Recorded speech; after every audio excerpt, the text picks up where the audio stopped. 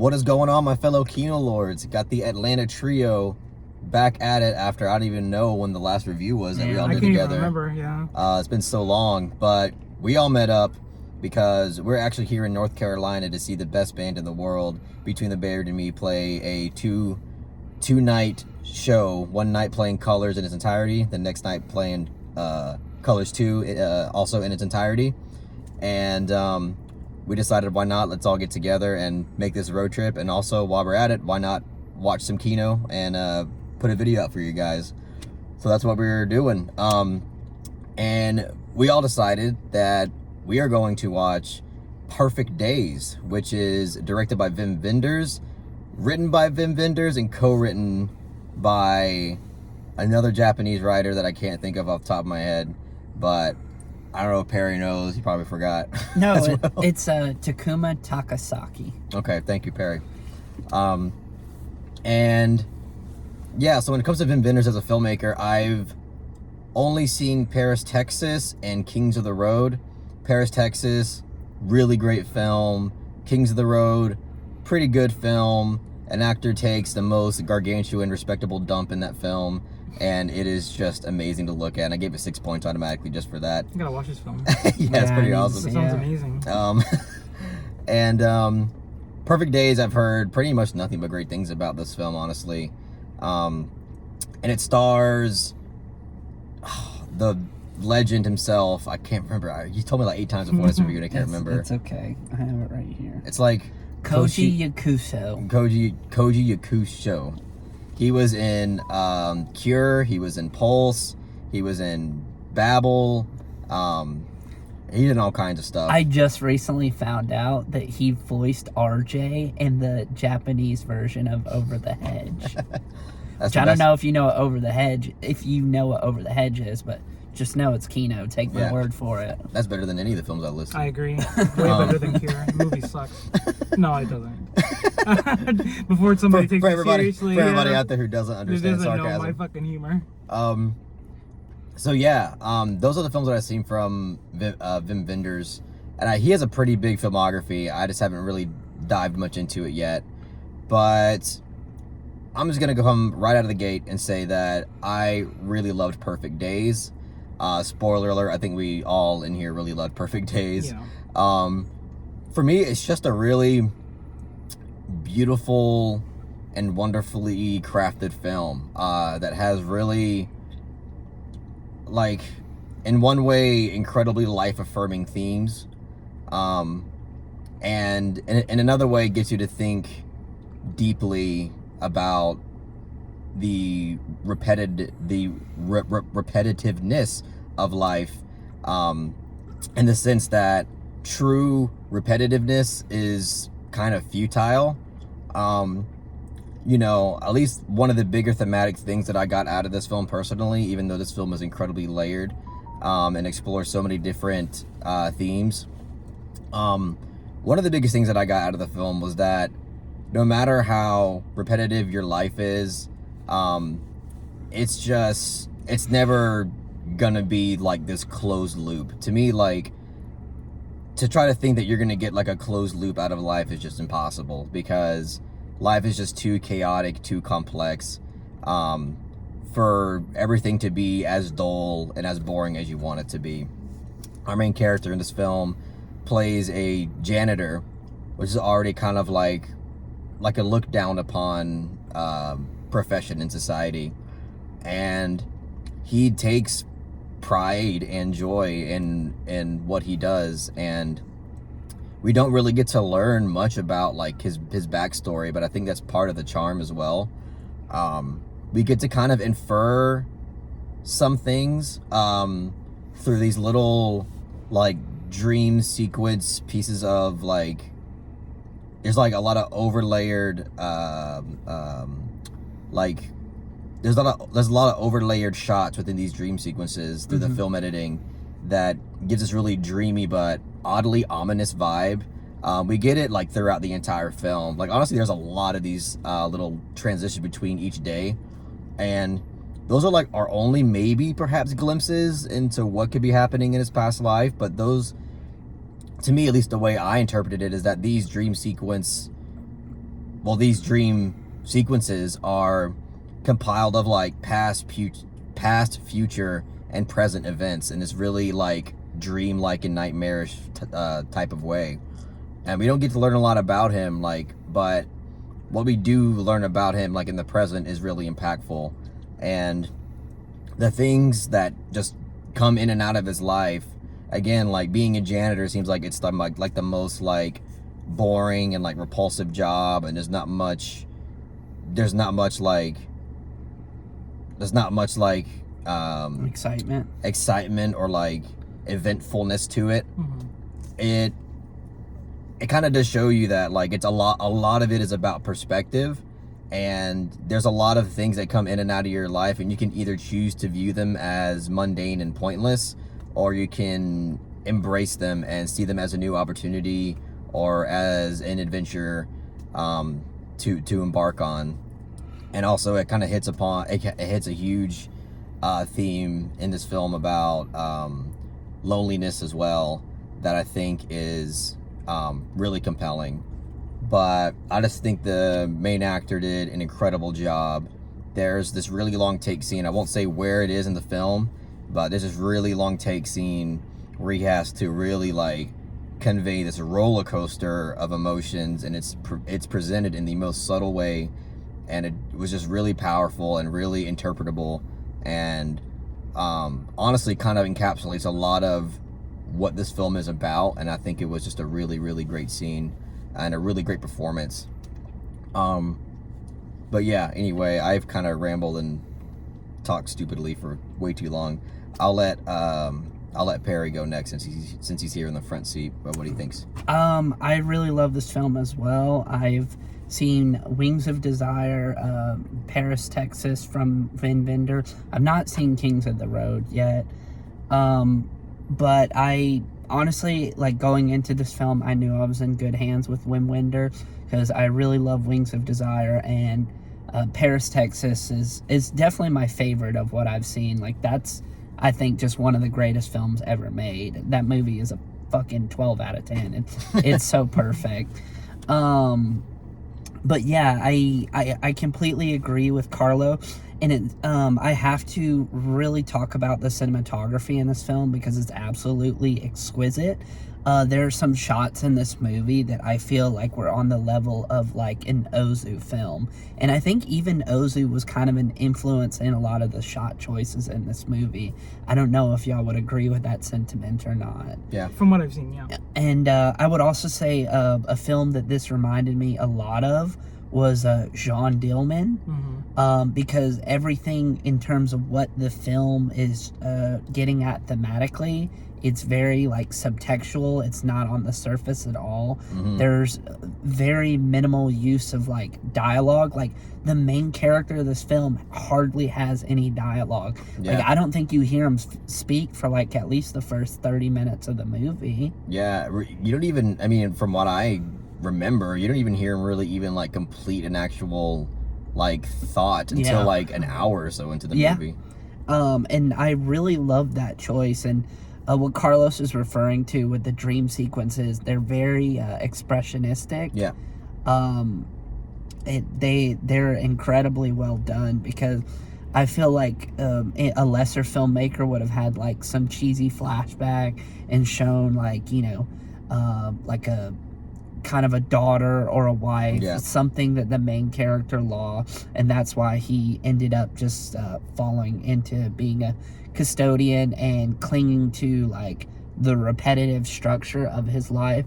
But of course they never do that. Like Carlos said, it's only hinted at, and the audience can only infer like what happened to this person to make them like want to stop talking and just you know, cling to the mundanity of their life. It's an excellent film. I'm gonna talk more about it as the review goes on. An open floor. But I want to hear Blaire's thoughts on it. No, yeah, this is my third Wim Wenders film.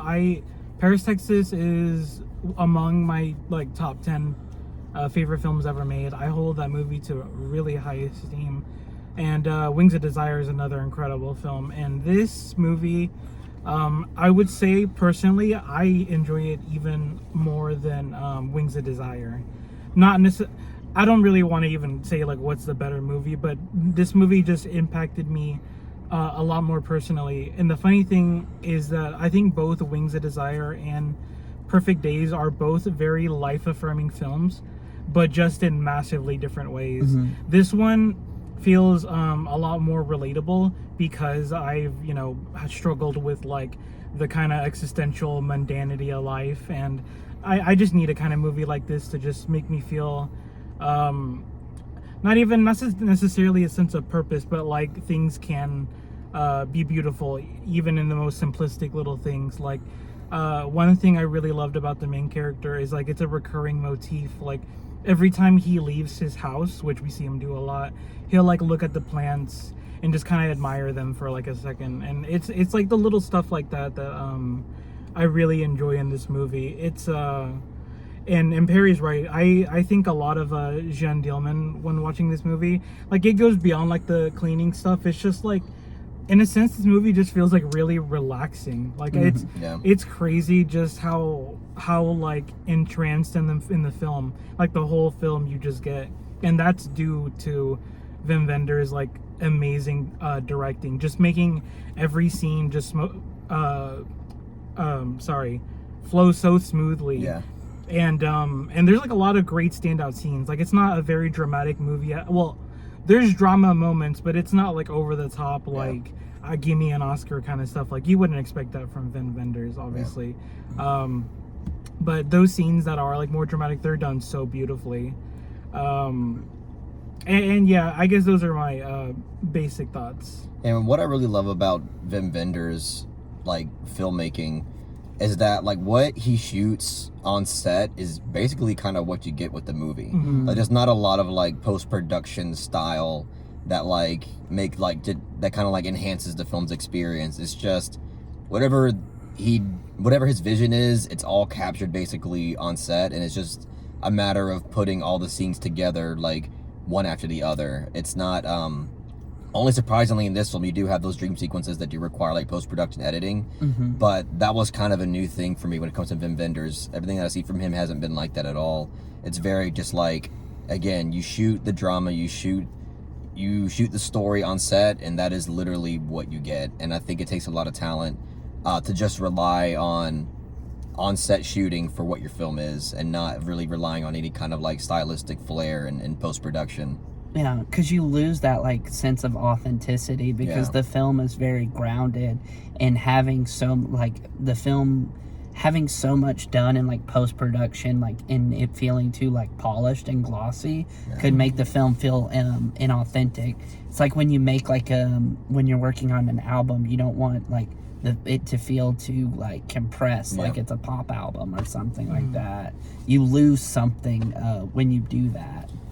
Yeah, and one thing that I also wanted to talk about in regards to one of the themes of it, because again, this film explores a lot of stuff. Like there's like a generational gap theme that it explores. Yes. And there's this theme that in particular that I did want to talk about, which is it's a theme that regards to the relatability and the ability for art to connect yourself with other people.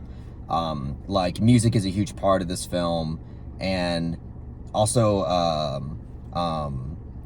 like books and reading is like a whole other art form in this film that is explored, that I think, in my opinion, again, is trying to convey a really important thing about humanity's relationship with art in general. And I think, at least what this film got me thinking a lot about, was when people indulge in art, I feel like they want to get certain things out of it. And one thing, mostly, I think people want to relate to the art piece. They want to feel like they're not the only person that is feeling this feeling or thinking this thought. And that's why people read books and listen to music and stuff like that. But I also think people indulge in these things because they want to be able to think about something in a different way that they haven't thought before. And then you have a third thing, which combines both of them, is that they wanna relate to something in a way that they haven't thought about before as well. And again, like, I feel like this film, when it comes to how it presents music and how it presents literature, I think that's more like actual like academic word to use here. It does a really great job at like expressing that idea in a really subtle way, because it doesn't like dive deep into it, but when it's there, like, I just thought it was really compelling. And it also uses that theme to also explore another layer of that like generational gap, as I was speaking before. And I think that was really interesting as well. But yeah. One thing I really loved about this film is the way how it's told narratively. It feels like things are happening around the main character as opposed to things happening to the main character. And honestly, that feels very realistic, because as I'm living and breathing now, it feels like things are happening around me as opposed to things happening to me, you know? True. Because what I really love is the main character is put in situation where it's like, what do I even tell this person right now? Like, what could I possibly say to this person? I'm not equipped to deal with this. And that just feels incredibly real, because the man's a fucking custodian and it hints that he has, you know, grief and trauma of his own. So it's like, what could he possibly tell this person when he himself may already be broken? Yeah. Right. And there's a lot of things in this movie that I feel like shows that he has more of an appreciation for the things around him rather than himself. Yeah. I guess this is going to be like a slight spoiler, but I feel like I have to talk about it because it relates so deeply to the theme.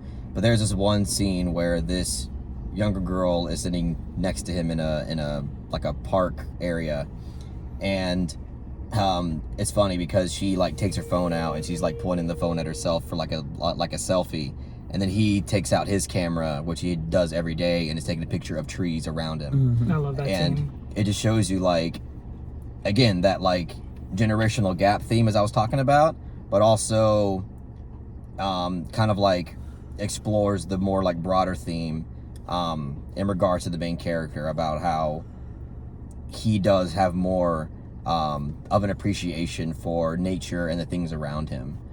And trees are like a huge piece of like symbolism in this film, which obviously have to do with like nature. And I think the kind of chaotic yet mundane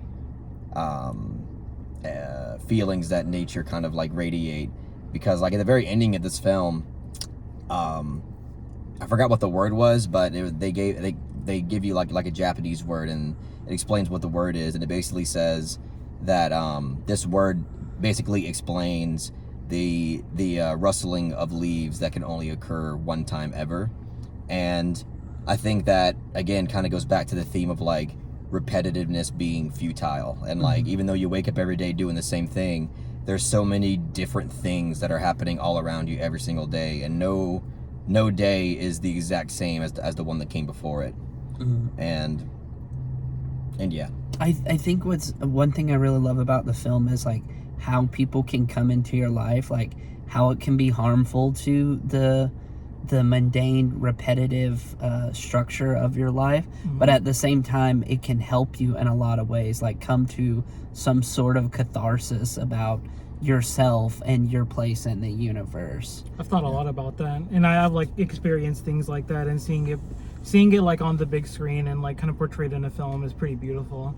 Because yeah, sometimes those events like it disrupts your flow and your comfortability, but it does like it's ultimately a good thing. It brings you out for a bit and kind of just gives you a reminder what life can be, as opposed to what it necessarily is. It doesn't have to be a specific way forever.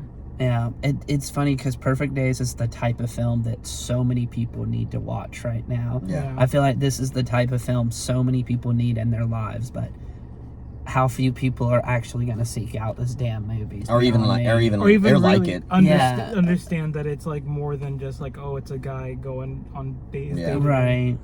Yeah, there's just one element of the film involving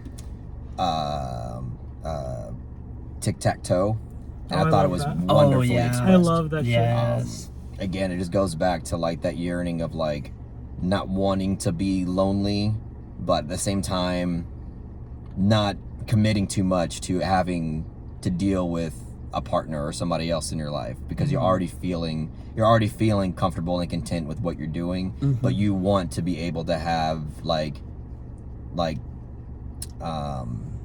you want to be able to I don't know, just have a connection, right? yeah, like, I don't know, just be able to like have a relationship with somebody that is more distant, because it's just less of a commitment, it's less of a sacrifice, but we as humans still don't want to just be completely lonely for the rest of our lives. And I know it almost sounds like a boomerish thing to say, but genuinely, like, in this society, like, we're more alienated as more than we've ever really been with technology.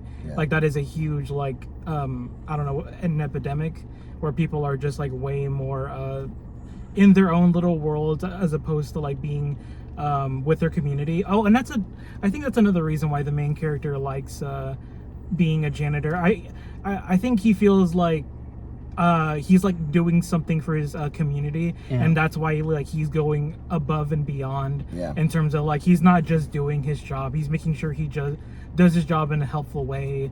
And not only that, like he's helpful when people ask him things, and just basically stuff like that.